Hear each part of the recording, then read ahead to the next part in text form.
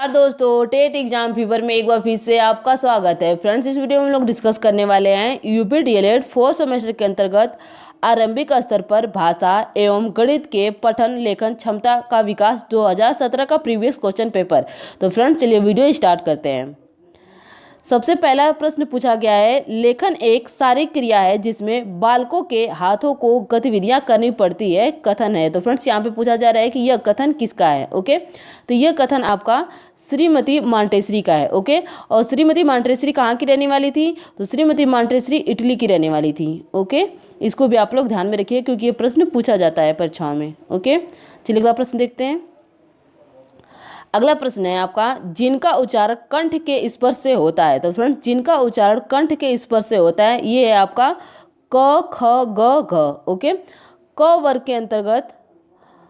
वर्ग के अंतर्गत आपके जितने भी व्यंजन आते हैं सभी कंठ से उच्चारित होते हैं। ओके, चलिए अगला प्रश्न देखते हैं।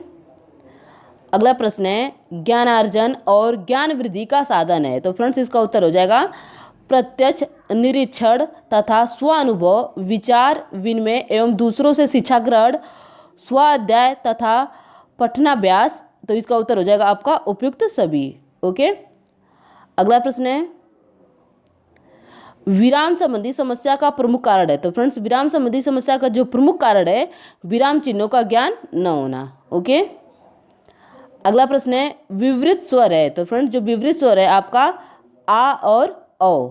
ओके, अगला प्रश्न है, आनंद का पर्यायवाची शब्द है। तो फ्रेंड्स, आनंद का पर्यायवाची शब्द हो जाएगा आपका मोद, प्रमोद, सुख। तो इसका उत्तर हो जाएगा उपयुक्त सभी। ओके, अगला प्रश्न है, निम्नलिखित में से कौन सा संयुक्त व्यंजन नहीं है। तो फ्रेंड्स, यहाँ पे पूछा जा रहा है कि संयुक्त व्यंजन कौन सा नहीं है। ओके, तो संयुक्त व्यंजन जो नहीं है इया। ओके, और संयुक्त व्यंजन कौन कौन से हैं? तो छ, त्र, ज्ञ। ओके, और आपका एक और संयुक्त व्यंजन होता है स्र। ओके, तो इसको भी आप लोग ध्यान में रखिएगा। फ्रेंड्स, जो छ है आपका यह क प्लस स से मिलकर बना है। किससे मिलकर बना है? क प्लस स से मिलकर बना है। ओके, और त्र जो है आपका त प्लस र से मिलकर बना है। ओके, और ज्ञ जो है आपका ज प्लस इ से मिलकर बना है। ओके, और आपका जो श्र है ये आपका स प्लस र से मिलकर बनता है। ओके, तो इसको आप लोग ध्यान में रखिएगा, ये परीक्षाओं में पूछा जाता है। चलिए अगला प्रश्न देखते हैं। निम्नलिखित में से दीर्घ स्वर है। तो फ्रेंड्स, जो आपका निम्नलिखित में से दीर्घ स्वर है आ। ओके, दीर्घ स्वर किसे कहते हैं?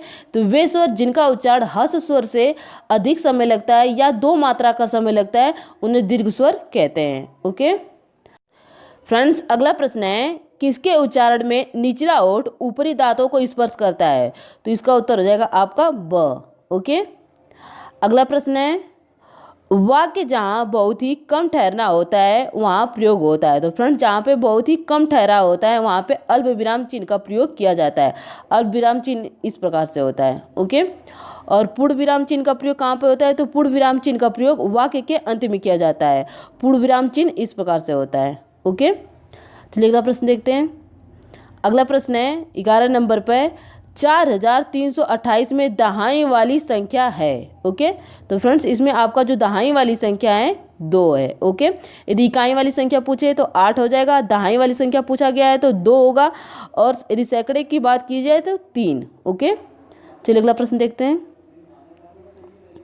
अगला प्रश्न है, जब आंकड़े को घटते हुए क्रम में लिखा जाता है तो उसे कहते हैं। तो फ्रेंड्स, जब आंकड़े को घटते हुए क्रम में लिखा जाता है तो उसे अवरोही क्रम कहते हैं। ओके, अगला प्रश्न है, मूल संख्या में वृद्धि करना, बढ़ाना अथवा योग करना है। तो फ्रेंड्स, मूल संख्या में वृद्धि करना, बढ़ाना अथवा योग करना जोड़ कहलाता है। कैसे? जैसे मान लीजिए यहाँ पर आप कोई संख्या ले लीजिए 5। ओके, इसमें एक संख्या की वृद्धि कर दे रहे हैं। ओके, जोड़ दे रहे हैं, तो ये आपका हो जाएगा 6। तो यही यहाँ पे पूछा गया है कि मूल संख्या जैसे कोई संख्या है उसमें वृद्धि करना, बढ़ाना अथवा योग करना है तो इसको जोड़ बोला जाता है। ओके, फ्रेंड्स, अगला प्रश्न है, किसी भी संख्या के मान होते हैं। तो फ्रेंड्स, किसी भी संख्या के 2 मान होते हैं। कौन कौन से होते हैं? तो आपका पहला होता है अंकित मान, आपका पहला होता है अंकित मान और दूसरा होता है स्थानीय मान। स्थानीय मान। ओके, तो चलिए एग्जाम्पल के माध्यम से देखते हैं कि अंकित मान क्या होता है और स्थानीय मान क्या होता है। जैसे मान लीजिए कोई संख्या है 425, ओके, इसमें आपसे पूछा गया कि 4 का अंकित मान बताइए। तो फ्रेंड्स 4 का अंकित मान वही संख्या हो जाएगी, मतलब 4 का अंकित मान 4 ही होगा, ओके। और यदि आपसे यहीं पर पूछ लिया जाता है कि 4 का स्थानीय मान बताइए, तो फ्रेंड्स 4 का जो स्थानीय मान हो जाएगा आपका, 4 के आगे जितनी भी संख्या है उतने आप 0 लगा दिए जी। तो 4 का आपका स्थानीय मान 400 हो जाएगा, ओके। तो उम्मीद है कि आपको ये समझ में आया होगा। तो चलिए देखते हैं अगला प्रश्न। अगला प्रश्न है 3 अंकों की सबसे पहली संख्या है। तो फ्रेंड्स 3 अंकों की सबसे पहली संख्या 100 है, ओके। अगला प्रश्न है, अब अति लघु प्रश्नों के अंतर्गत देखेंगे हम लोग। 16 नंबर पर प्रश्न है, सस्वर पठन से आप क्या समझते हैं। तो फ्रेंड्स इसका उत्तर है, स्वर सहित वाचन सस्वर वाचन कहलाता है, अर्थात लिखी हुई विषय वस्तु को देखकर सस्वर पढ़ना सस्वर पठन है। सस्वर वाचन के 2 भेद होते हैं, कौन कौन से होते हैं। तो आदर्श वाचन होता है, अनुकरण वाचन होता है, ओके। शिक्षक द्वारा किए जाने वाला वाचन आदर्श वाचन कहलाता है। अनुकरण वाचन छात्रों के द्वारा किया जाता है, जो छात्र अध्यापक के अनुसार करते हैं, ओके। तो इसको ध्यान में रखिएगा। अगला प्रश्न है, भाषा शिक्षण में उचित आरोह अवरोह की कठिनाई उत्पन्न होने के 2 प्रमुख कारण बताइए, ओके। तो इसका उत्तर है, भाव को समझकर न पढ़ना, धारा प्रभाव का अभाव, मूल भाव के विपरीत पठन, शीघ्रता से पठन, ओके। तो फ्रेंड्स इसको आप बनाकर भी लिख सकते हैं। चलिए अगला प्रश्न देखते हैं। अगला प्रश्न है, पढ़ते समय ध्यान रखने योग्य 2 बातें बताइए। तो फ्रेंड्स इसको भी आप बना के लिख सकते हैं। शुद्ध पठन शैली के लिए अग्रलिखित बातों पर ध्यान देना आवश्यक है। जैसे आपका पहला है, पढ़ते समय प्रभाव उत्पादक शब्दों पर विशेष बल देकर बोलना चाहिए ताकि श्रोता उसके पठन की ओर आकर्षित हो सके। प्रत्येक शब्द पर बल देना जरूरी है, ऐसा करने पर पठन पूर्णतः सफल होगा। जहाँ रुकने की आवश्यकता हो वहाँ अवश्य रुकना चाहिए तथा शब्दों को अलग अलग करके उचित बल तथा विराम के साथ पढ़ना चाहिए।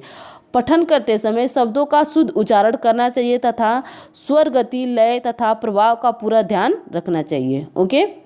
अगला प्रश्न है आपका, असुंदर लेखन के 2 कारण बताइए। तो इसका उत्तर है, लिखते समय बालक के बैठने का ढंग उचित न हो, लिखने की कापी और आंखों की दूरी उचित न हो, कलम पकड़ने का ढंग ठीक न हो, विराम चिन्हों का उचित प्रयोग न किया हो, ओके। चलिए अगला प्रश्न देखते हैं।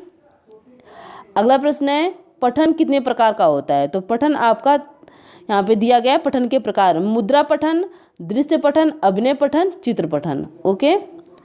अगला प्रश्न है, शब्द किसे कहते हैं। तो शब्द की परिभाषा इस प्रकार है, निश्चित अर्थ को अभिव्यक्त करने वाले वर्डों के समूह को शब्द कहते हैं, जैसे मोहन, पुस्तक, विद्यालय, ओके।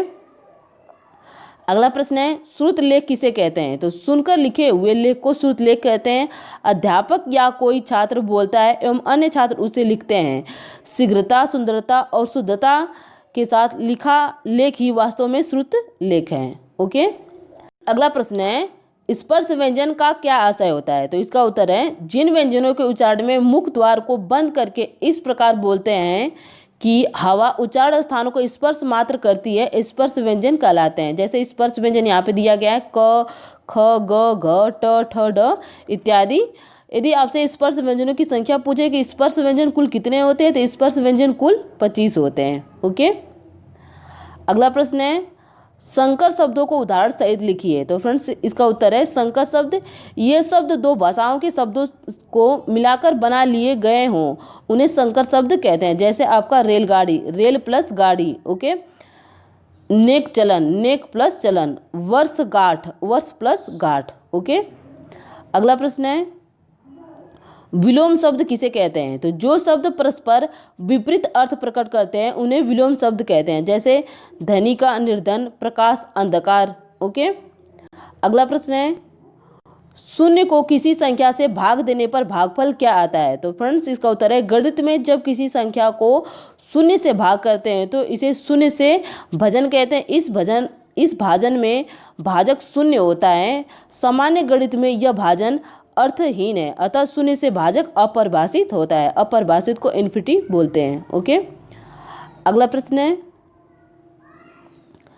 वास्तविक मान किसे कहते हैं। तो फ्रेंड्स अभी हम लोगों ने बात की इसका उत्तर है आपका किसी अंक का वह मान जो कभी नहीं बदलता उसे वास्तविक मान कहते हैं। जैसे 235 में 2 का वास्तविक मान 2 है, जबकि स्थानीय मान 2 से है। ओके, अगला प्रश्न है, किसी संख्या को शून्य से गुणा करने पर गुणनफल शून्य प्राप्त होता है, उदाहरण दीजिए। ओके, तो यहाँ पे उत्तर दिया गया है, जैसे शून्य से गुणा करने पर शून्य प्राप्त होता है। जैसे 5 में 0 से आप गुणा करेंगे तो 0 ही प्राप्त होगा। यहाँ पे दिया गया है 100 गुणे 0, जैसे 100 में 0 से गुणा करते हैं तो 0 प्राप्त होगा। x गुणे 0, x में 0 से गुणा करते हैं तो 0 ही प्राप्त होगा। ओके फ्रेंड्स, अगला प्रश्न है, संख्या 41,325 एवं 7,061 की तुलना कीजिए। ओके, तो यहाँ पे पहली संख्या आपका 41,325 में अंकों की संख्या जो 5 है, दूसरी संख्या 7,061 में अंकों की संख्या 4 है।